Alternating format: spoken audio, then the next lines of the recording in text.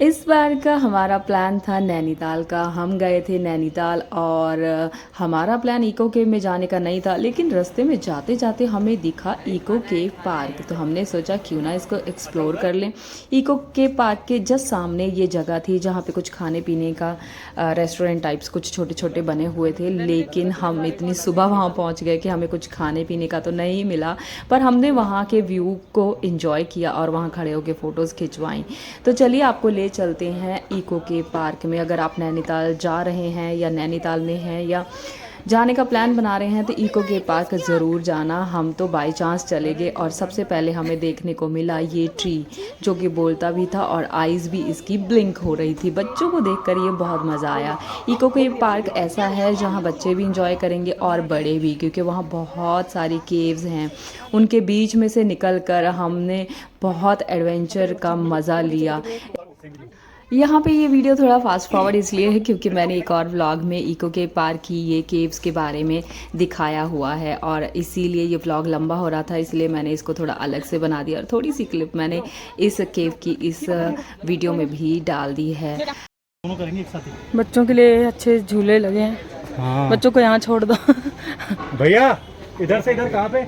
अपने सिटी में या बच्चों के स्कूल में ऐसे झूले चाहे उनको लाख मिल जाएं, लेकिन फिर भी उनका मन नहीं भरता। यहाँ पे इतनी सारी केव्स थी और बहुत कुछ था करने का, फिर भी बच्चे बहुत ज़्यादा एक्साइटेड थे इन झूलों पे झूलने के लिए। तो यहाँ पर भी उन्होंने काफ़ी टाइम बिताया, 15-20 मिनट तक उनको ये झूले चाहिए थे और तब तक हमने अपना फ़ोटोशूट कर लिया, क्योंकि बच्चों को झूले जहाँ दिख जाएँ वहाँ उनको लगता है बड़ा मज़ा आएगा।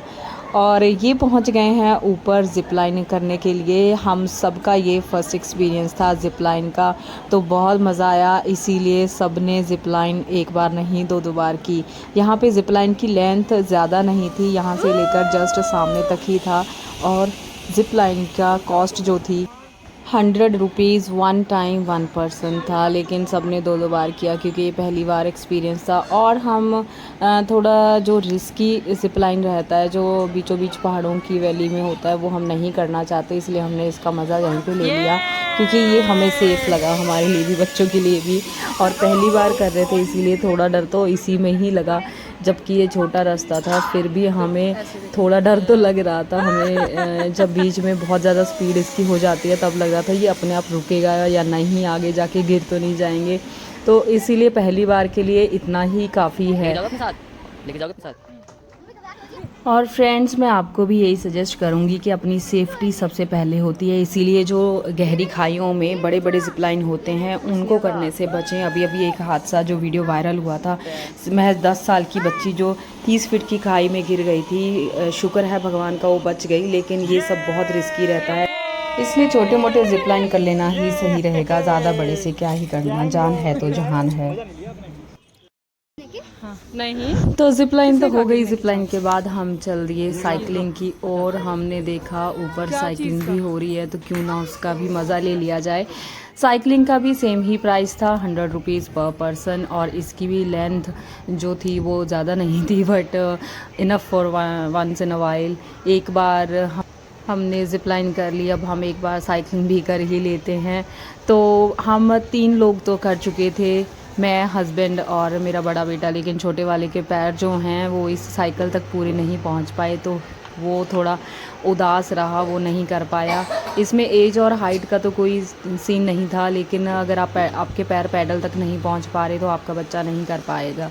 तो उसके लिए हमें थोड़ा बुरा लगा कि उसका भी एक्सपीरियंस हो जाता, तो वो रह गया था, इसीलिए उसका नहीं हो पाया। तो ये देखिए, ये साइकिल को वापस ऐसे उल्टा खुद ही लेके आते हैं और ये बड़े एक्सपीरियंस रहते हैं, इनको डर भी नहीं लगता। हमें थोड़ा डर इसमें भी लगा था। इसके बाद हम थोड़ा ऊपर गए तो देखा वहाँ से नज़ारा बहुत ही सुंदर था, बहुत ही सुंदर व्यू आ रहा था और हमने वहाँ पे थोड़ा फ़ोटोशूट किया, फैमिली फ़ोटोज़ खिंचवाई। उसके बाद थोड़ा टाइम वहाँ पे और स्पेंड किया क्योंकि हवा भी अच्छी चल रही थी। मई जून के महीने में पहाड़ों पे भी गर्मी तो रहती है, इसलिए नीचे आकर पिया ठंडा ठंडा नींबू पानी और उससे अपनी प्यास बुझाई, क्योंकि प्यास बहुत लग रही थी। हमने बहुत ज़्यादा वॉक कर ली थी जब हम गुफाओं में जा रहे थे। पानी हमारे पास था, लेकिन नींबू पानी से एनर्जी अलग ही आ जाती है। तो चलिए, इको पार्क का एक्सपीरियंस रहा बहुत मज़ेदार। आप अगर यहाँ आओ तो एक बार ज़रूर जाना इको पार्क, बच्चों को तो बहुत ही अच्छा लगेगा। अब हम जा रहे हैं अपने रूम में, जो कि हमने इस टूर पे आने से पहले ही बुक कर लिया था, और ये हमारा पहला एक्सपीरियंस था जो हम रूम बुक पहले से ही कर आए थे। तो जब हमने आकर प्रॉपर्टी देखी बहुत अच्छा लगा, थैंक गॉड पैसे वसूल हो गए थे, क्योंकि हमने कभी भी इस तरह से रूम बुक नहीं किया था। हमने फ़ोटोग्राफ्स देख के हमें लगा था कि अच्छा होगा, तो इसलिए बुक कर दिया, और आकर बिल्कुल वैसा ही मिला जैसा सोचा था।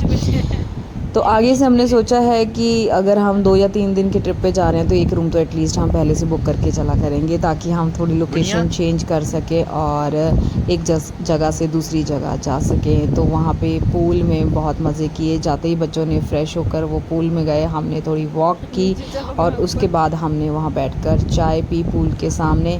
यहाँ आकर थोड़ा लगा कि मौसम थोड़ा सही हो रहा है, थोड़ी गर्मी कम फ़ील होने लगी, या तो शाम हो गई थी इस वजह से। लेकिन इस रिज़ॉर्ट में रहने के नेक्स्ट डे तो क्या ही बताऊं, इतनी ठंड लगी दोस्तों कि इस पूल में ना तो हम जा पाए ना बच्चे जा पाए। मौसम में एकदम तापमान में गिरावट आ गई, एकदम से टेम्परेचर डाउन हो गया। तो तब ऐसे लग रहा था जैसे इस रूम को हम 2 दिन के लिए और एक्सटेंड कर लें, लेकिन उनकी प्री बुकिंग चलती है, इसीलिए हमें नेक्स्ट डे के लिए रूम नहीं मिला, और हम उस दिन के बाद वहीं पे ही मज़े करके वापस आ गए थे, क्योंकि हमें ऑलरेडी 1 दिन हो चुका था आए हुए। पहला दिन हमने प्रॉपर नैनीताल में बिताया था, और ये जो रिज़ॉर्ट था ये था खुरपाताल में, जो नैनीताल से नीचे आकर था। तो नैनीताल में जो रूम मिला था वो हमने ऑन द स्पॉट बुक किया था, वो भी अच्छा था, लेकिन इसके जैसा तो नहीं था। इसकी प्रॉपर्टी थोड़ी ज़्यादा अच्छी थी। शाम को तो टेम्परेचर थोड़ा और डाउन हो गया था, तो बहुत अच्छा लगा। डिनर के बाद मैं वॉक करने निकली इसी रिज़ॉर्ट में, साथ में छोटा बेटा। हम दोनों ही रूम से बाहर निकलने की हिम्मत कर पाए, क्योंकि ठंडक थी, बारिश हो के चुकी थी, बाकी दोनों रूम में ही रहे। लेकिन हम दोनों ने थोड़ा बाहर आके एक्सप्लोर किया, अच्छा लगा। और बाकी सारे रूम जैम पैक थे, लेकिन आपको दिखाई दे रहा है पीछे कोई भी नहीं है, क्योंकि सब अपने अपने रूम में ही थे। ज़्यादा ठंड हो जाए तब भी हम इंजॉय नहीं कर पाते, इसलिए बीच का मौसम ही अच्छा रहता है। पीछे 1-2 लोग बाहर निकले थे, लेकिन फ़ोटो वोटो खींच के सब वापस अंदर चले गए। तो इसके बाद हमने फ़ोटो वोटो खिंचवाई और हम चले गए अपने रूम में वापस। और रूम भी अच्छा था। रूम में हमें मिला था डबल डेकर बेड, जो कि बच्चों को बहुत अच्छा लगा। तो ऊपर से नीचे, नीचे से ऊपर ये लोग 1-2 घंटे तो कूदते रहे, उसके बाद थक कर सो गए।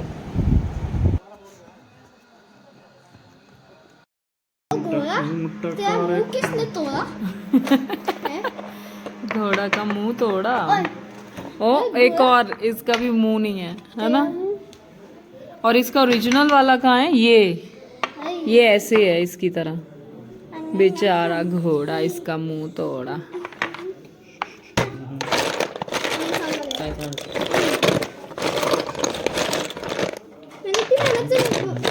सारे जितने ये लो 1 मोर घोड़ा हो गया कंप्लीट। मेरे पास। चलो अब इनका चेस का मैच शुरू हो गया, और रणवीर की चेस में सिलेक्शन हुई है स्कूल में, है ना रणवीर? Give me 5। मैंने कहा गिव मी 5, रणवीर ऐसे देने लग गया। करो। स्टार्ट।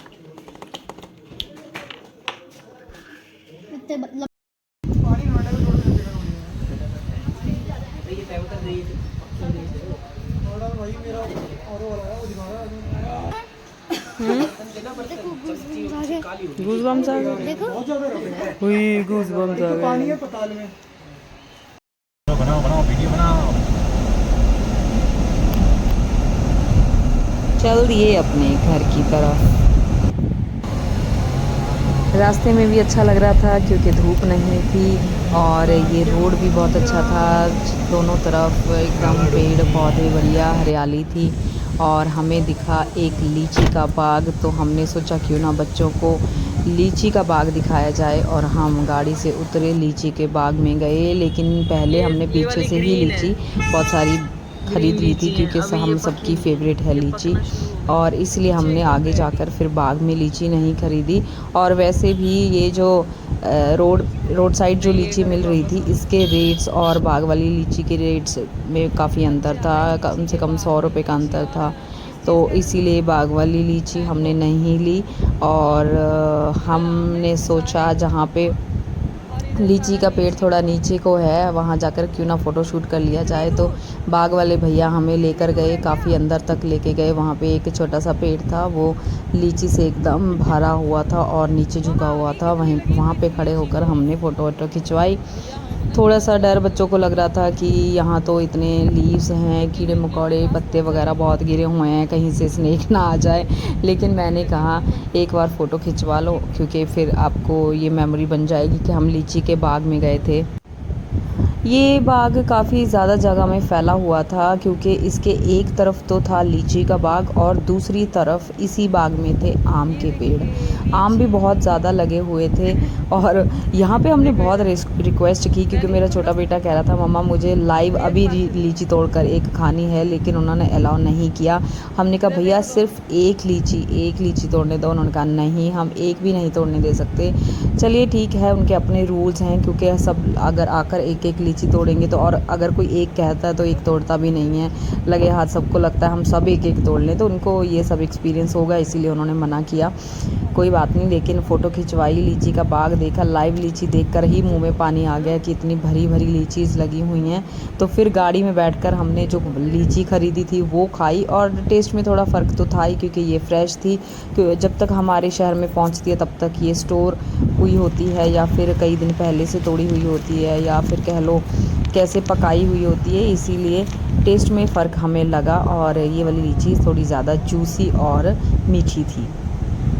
सो फ्रेंड्स, गाड़ी में फ़्रेश फ्रूट्स का मज़ा लेते हुए हम चल दिए अपने घर की ओर वापस। और घर आकर अच्छा लगा, क्योंकि ये वाला ट्रिप थोड़ा हमारा पीसफुल था। पहले हम मार्केट वगैरह एक्सप्लोर करते थे, इस बार हमने नैनी लेक में भी बोटिंग वगैरह नहीं की, क्योंकि पहले 4-5 बार जब भी गए हैं हमेशा सेम हमने रूटीन रखा है। इस बार थोड़ा चेंज कर दिया था, पीसफुल वाला ट्रिप रखा था, ताकि हम रिज़ॉर्ट में मज़े कर सकें। सो ये था मेरा सिंपल सोबर सा व्लॉग। ज़्यादा मुझे इससे ज़्यादा नहीं आता है। तो अगर आपको ये पसंद आया हो, प्लीज़ वीडियो को लाइक, शेयर और चैनल को सब्सक्राइब ज़रूर कर लेना। Thank you so much for watching. मिलते हैं किसी दूसरे वीडियो में, तब तक के लिए अपना ध्यान रखिए, खुश रहिए।